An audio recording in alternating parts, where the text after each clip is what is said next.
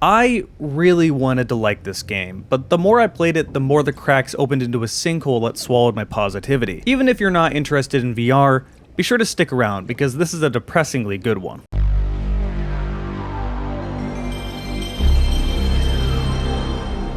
Hey, Jarek here, and PC VR is in an interesting state. To say it's dead would be grossly exaggerating, but it is feeling a little stale. The Quest 2 market is exploding, but the Quest 2 hardware-wise is pretty limiting. Most Quest 2 games would make people that haven't played VR say all VR gaming is just a gimmick. Large-scale VR games, the games that really grab my interest, are on PC VR. With that said, the PC VR market is not big enough for large companies to really dedicate resources to it, so we have to rely on smaller indie developers in this small market to make games that are worthwhile, and they do exist. You have awesome games like Into the Radius, which is the Stalker clone we have all wanted. This works so well in VR. We have the GOAT of VR gaming with Boneworks. We have discount Boneworks with Lawn. We have an ex-Valve employee making a game like Vertigo Remastered, and Vertigo 2 is coming out in a few months. But these releases are few and far between. We don't have many of them. So when I see a new game that looks as good as Hubris does, I immediately get excited. Keep in mind I said excited, not hyped. The last time I got hyped, I got pretty disappointed by the result. But my experience playing Hubris was the opposite experience I had with Boneworks. With Boneworks, the more I played the game, the more I became acclimated to its weird janky physics, the more I loved it. It is one of my favorite games of all time. With Hubris, the opening is awesome, and I immediately thought we had another one of those legendary VR titles, but it only went downhill from there. Let's start with the positive. The graphics and visuals.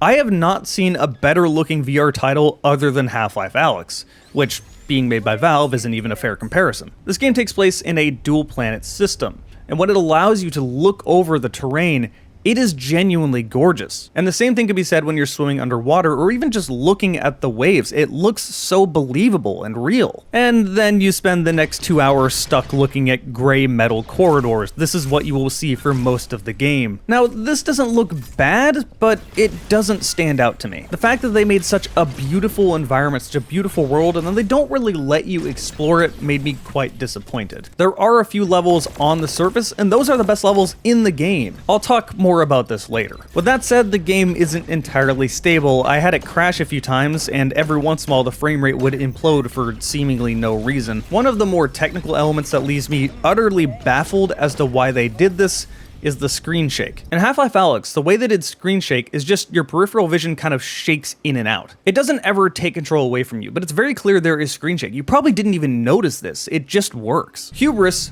for whatever reason, decides to physically move your vision around from where you're looking. This is a horrible idea in VR. It is immediately going to make you motion sick. Now, I don't have an iron stomach out of VR, but within VR, I've played so many games that I never get sick, and this was making me feel nauseous. To make things worse, this only happens in combat. I don't know why they did this. This is one of those little things that absolutely needs to be changed. But still, if there's one thing I have to give this game praise on, it is the visuals, because this is so beautiful. And now it all comes crashing down, let's talk about the story. This story hits all the checkboxes, but somehow lacks context. You are in some form of military, and you're tasked to go down and help some sort of special agent on this planet. Your pilot and commander, Lucia, is with you throughout the entire game. She talks to you through this floating drone, and I absolutely hated this because she wouldn't stop talking. Okay, now it's your turn. The printer shows it still needs extra resources to be able to print the battery. Collect some objects and throw them into the dematerializer. This is not helped by the fact that the voice acting is very hit or miss. Lucia sounds like a teacher talking to a 5th grader. More importantly though, she follows you around and tells you everything you need to do. The constant hand-holding got on my nerves. The underwater sections were some of my favorite because the drone couldn't follow me, meaning I could actually play the game on my own. It even did that Sony problem where there would be a puzzle and then they would immediately give you the answer. For example, here, I have to sneak around and turn these turrets off. After only a minute or so, she just says this. Looks like that control panel over there can be used to move that container. Yes, okay, thank you for giving me the answer. Just let me play the game. You have built a beautiful, rich world, yet I'm constantly being pulled out of it and being reminded that I'm playing a video game rather than just letting me explore. Anyway, back to the story. You need to help this special agent defeat whoever is piloting that thing up there? Okay, whose spaceship does this belong to? Apparently aliens, but if you just look at them, they just look like humans in suits. They don't look any different. I am a random person dropped on a random planet to save some random person from being overrun by random aliens, and that's all I know. The one positive thing I can say is that I did like the engineer. The voice acting for this guy was pretty solid, and the mocap was pretty dang good. Can you give me more details? It started this morning. Our master of creation had asked me to check out a zone close to one of the terraformers that was marked as unstable to terraform. Not much later, a warship appeared above my head. Next thing you know, landing ships came out and these invaders were all over the place. That's bad. Again, this game tends to knock the visuals out of the park, so I'm not too surprised by that. All of this could have been overlooked if the gameplay was enjoyable, but the more I played it, the more I just wanted to go online and complain about it. Let's start with the controls.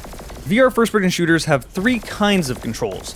You have the Half-Life Alyx style, when you're just a floating pair of hands and a headset. You can't jump, you can't climb, aside from ladders, and that's it. You have the opposite end with Boneworks, where you're a full-on body with a full-on physics simulation and you can do anything you want. And right in the middle, you have Vertigo Remastered, where you have an upper torso, but you don't have full physics simulation, but you can still climb things and there's two-handed weapons and you can jump. Hubris lies in between Half-Life Alyx and Vertigo Remastered, with it being closer to Half-Life Alyx. You don't have an upper body, you just have arms, and there's no real physics simulation happening here. You also don't have two-handed weapons or melee weapons. So yeah, already pretty limiting. I briefly mentioned the underwater sections earlier, and I do have to give a lot of credit here. Swimming is awesome in this game. Looking into this dark pool, knowing you have to swim way down there, and then jumping in and having all the bubbles go around you, it is gorgeous. But even better, when you're swimming, you actively have to move your hands like you're swimming through the water, and this feels very intuitive. The only thing you have to learn is that you can't really turn your body this way, you still have to use the right analog stick to actually turn around. Either way, you'll immediately know what to do here, and I've always enjoyed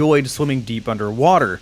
Video games just usually don't do that very well. I still think the swimming section at the very beginning of this game is the highlight. On the complete other side, they added climbing into this game, and it sucks. Imagine if in Half-Life Alyx you can grab railings and just kind of pull yourself along, and that's basically how this works. It seems fine at first, but the more you play, the more problems you start running into. For starters, when you're climbing on a wall, you can't use the right analog stick to turn yourself around, so you manually have to turn in real life. Now, this doesn't sound like a big issue, but it definitely can be under certain circumstances. For one, the more you turn around, the more your cable gets tangled around your legs. For two, if you have limited space, you want to know the direction you're facing. I usually use this program called Turn Signal, which puts a single line on my floor so I know which direction I'm facing, but it didn't work with this game. And three, this is the really big one, if you're sitting down, you can't climb. This just ruins your experience if you're sitting. Now, I play standing up, but I generally sit down when I climb in-game, and the reason for that is because I have a ceiling fan above me that I don't want to reach my hand into. This is fine in other games because I have a bed right behind me so I can quickly sit down after I've grabbed a wall. This is also the reason why I can't get one of those things that makes the wire go above my head instead of hang down my back. There's a ceiling fan in the way. So please allow us to use the right analog stick while we're climbing. But that's the minor issue. There's way bigger issues with climbing.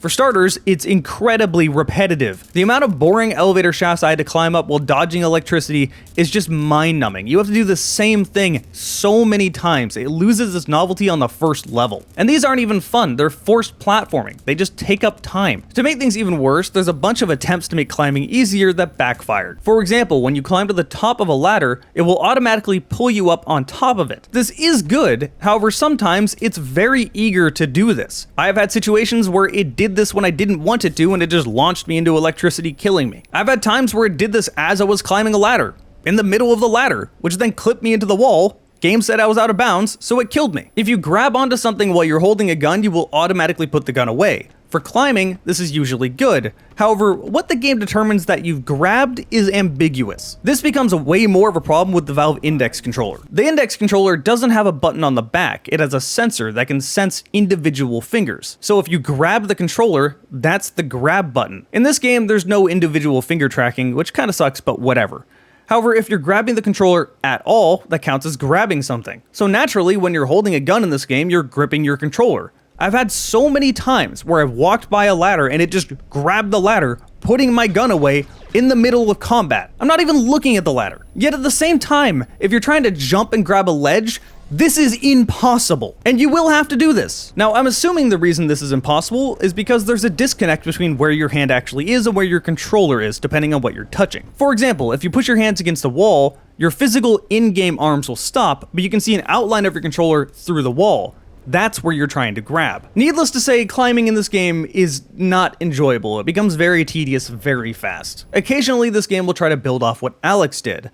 For example, in Half-Life Alyx, you need to look around the environment to find resin. This works in Alyx because the environment is so richly detailed that you're going to naturally have fun picking everything up and drawing on walls. Even then, it still got kind of annoying having to do this halfway through the game. I just kind of wanted to have the resin and just give me the upgrades for my guns. And that is the only purpose of the resin. You just get a certain amount of resin, you put your gun into an upgrade thing, and then you can upgrade your gun. Hubris tried to expand on this by having a bunch of different things to pick up. You're going to be picking up tons of different scrap and just random objects and shoving them over your shoulder into your backpack. These random objects you pick up, you'll have to take out of your inventory one by one, throw into this bin, which will then give you 4 different resources to put into those tubes. The crafting also goes into the items you need to heal yourself too. You will pick up a ton of organic matter and fruits that you put into these 2 different machines that will then blend it together to give you a healing item. You can only put 2 things in at a time. I quite literally stood here doing this for 15 to 20 minutes just making healing items to get rid of my inventory. And you need to do this, because this is the only way you can heal yourself. Yeah, it's not fun. There needs to be some way to mass pull things out of your inventory and just craft then and there. It's less immersive, but at least that's less annoying. And speaking of inventory, it just straight up breaks at times. For example, there was a mission where I needed to find some items out in the environment, and then I came back and you're supposed to 3D print something, which means you had to put stuff into this bin, but I literally couldn't pull the thing I needed out of my inventory.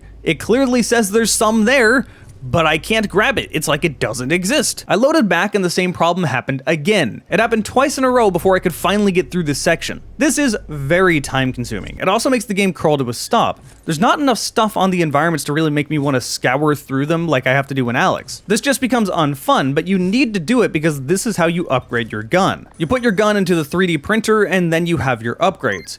You get 1 gun this game.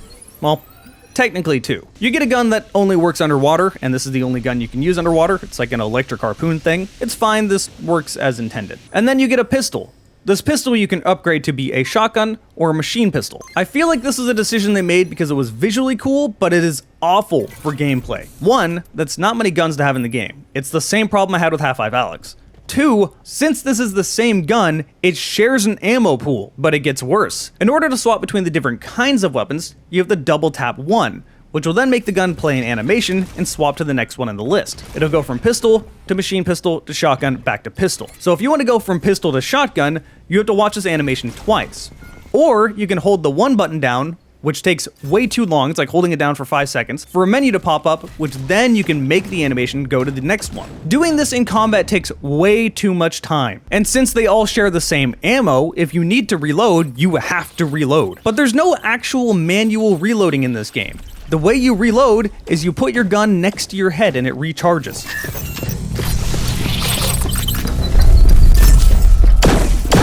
This is incredibly boring and lame. It is very fun in VR to mime reloading animations, and the better you get, the faster you can do it in combat. Having to recharge your pistol by holding it next to your head turns this game into a cover shooter. You spend most of your time waiting to play the game. It's not interactive, it's not rewarding. I don't know why they did this. The actual guns don't particularly feel great either. The only gun that actually feels satisfying is the shotgun, because it's a shotgun. The pistol you'll never end up using. Once you upgrade the machine pistol and the shotgun, it just gets in the way when you're trying to swap in between the weapons. And actually aiming this pistol is damn near impossible. What are these iron sights? There's only a rear sight. Where is my bullet going? It even seems like the bullets are going higher than they should.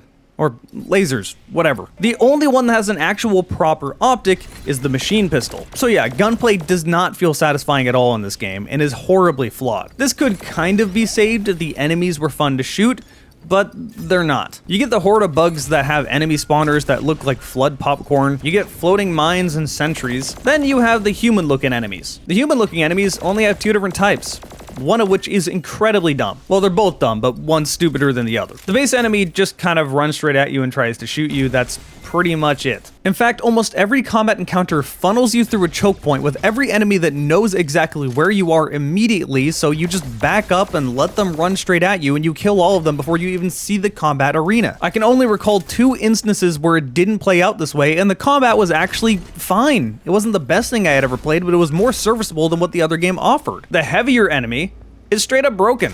I can shoot it in the back and it won't even turn and look at me. But there are even bigger issues with these enemies. I've had way too many enemies phase through walls to kill me. The mines are especially bad when it comes with this, and that's the worst case scenario because you have a mine phasing through a wall and then blowing up on you. The heavy units are the other ones that are particularly broken. The weapon they use is this sort of hit scan laser weapon. Once they shoot you, it keeps draining your health. Logic would dictate you break line of sight and then you will stop taking damage. But they keep hurting you through the wall, which is obviously not intended. This is obviously very frustrating because the game is quite literally broken. This should not be happening. The only enemies in the game that I actually enjoyed fighting against were squids. Or jellyfish. I don't know what these are supposed to be. Alien ocean things. There are 3 different kinds of them. Ones that sit back and shoot some sort of electrical harpoon at you, a bunch of small ones that all try to overwhelm you, and then the big one that quite literally tries to grab your face like a head crab. Combine that with this harpoon thing you have underwater and the swimming mechanics, this is quite fun. What isn't fun is this awful hoverbike segment. Do you remember how awesome the Warthog run is in Halo Combat Evolved? Now imagine that Warthog run with the accelerator stuck, and the moment you tap any wall, you instantly blow up and you have to do it all over again. That's what this hoverbike section is, except in VR with awkward controls. Yeah, this is trial and error. It's incredibly frustrating and the biggest missed opportunity in the entire game. You will spend so much time looking off into the distance, looking at this beautiful planet, looking at the awesome graphics. Now you give me a vehicle and you tell me you can't drive across that? Why not let me actually control the vehicle and then have roadblocks and let me get out and clear the roadblock? You could have done so much with this vehicle. You could have made the game so much fun.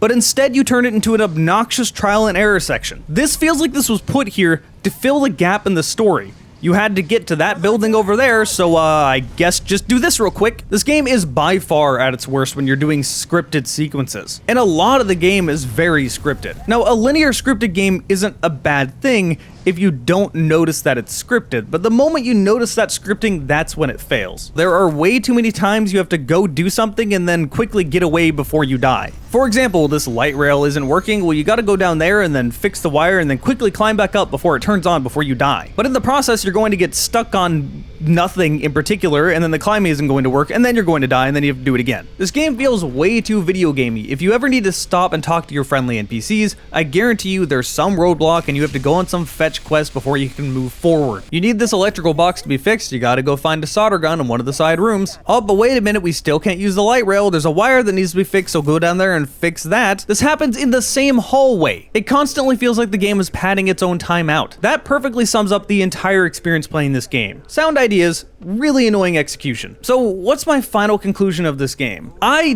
don't want to hate this game. I don't want to roast this game, but it's not good. I couldn't reasonably give anyone a recommendation to play Hubris, especially since it's $40. Yeah, the game looks pretty, but this is not worth 40 bucks. If all of these bugs get patched out, if all of the underlying issues are fixed, and it goes on sale, then it would be worth it. But there's a lot of work to make this a decent video game and not just a good-looking VR game. Again, I wanted this to be really good because I really enjoy VR. It's the only place that makes video games not feel too stale right now. But unfortunately, this game is a pretty big miss. Well, that sucks. But I hope you guys enjoyed this video. If you subscribe over to my Twitch, you get to see my videos at least 1 week ahead of time. My Twitch is linked in the bottom right over there. And to all of you over here on YouTube, thank you so much for watching my videos. I couldn't do what I do without you.